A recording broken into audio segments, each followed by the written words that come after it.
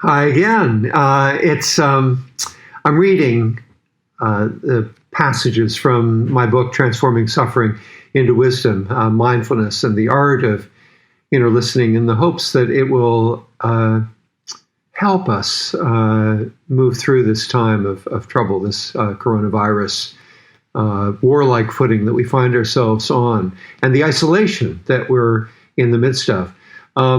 I've read the first few segments, which are in the preface, and now the chapter I'm going to read today, which is just a page and a half, is really the introduction to the book as a whole, and in particular to part one of the book, which has to do with the inner practices that we do. So this is, again, from Transforming Suffering into Wisdom, first chapter, part one, and the title of this section is The Three Intentions and Two Pathways to End Suffering. From venturing into my own suffering, I found that three ways in particular stand out as gates of transformation. Each works powerfully on its own.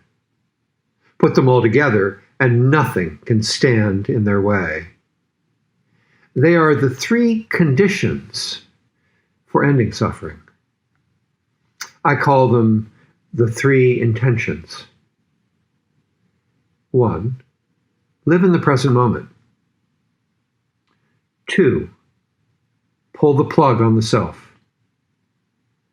3, be fearless and forgiving in the midst of suffering. Each intention overlaps with the others. You can't really live in the present moment without an absence of self, for instance. And the third intention requires you to both be in the present moment and pull the plug on the self. But each way, or intention, involves its own unique, genuine, and consistent set of practices. Live with these practices, and your anxiety will diminish naturally, along with your despair and discontent.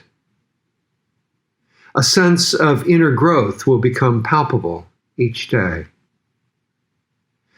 Part one of Transforming Suffering into Wisdom will focus on these three intentions, largely as an inner pathway of contemplation and meditation.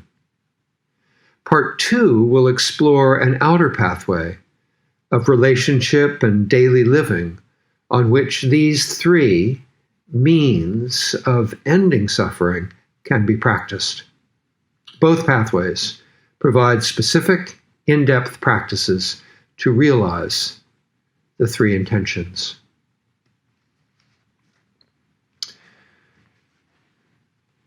These are really the intentions with which I live my life, and one of the remarkable things about them is that you can feel the palpable difference from practicing them on a daily basis. So again, they are to live in the present moment, to be right here, not to be distracted and carried away by our thoughts or our circumstances, but to address directly what's in front of us and what's inside of us. And that's the contemplative piece, adds so much strength to that, so much texture and skill by practicing internally doing that. The second is to pull the plug on the self.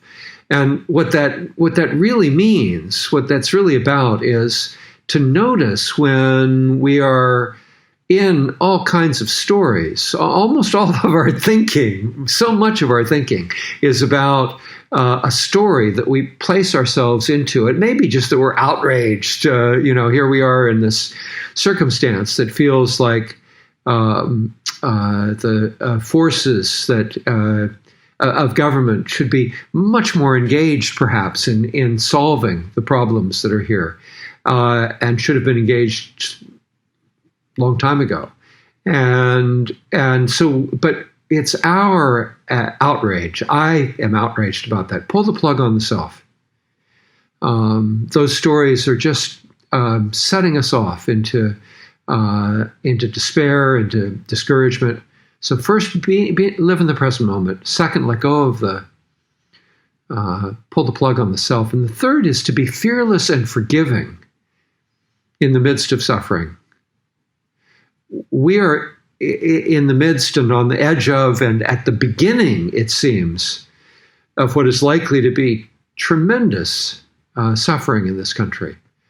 More deaths are predicted by the coronavirus than we experienced in World War II. It really is a warlike footing.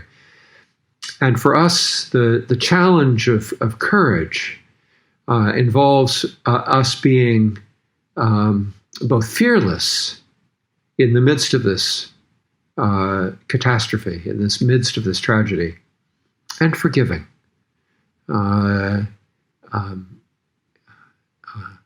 So we will begin to explore the inner practices in the reading that I'll do tomorrow. Thanks much. Good to see you. Bye-bye.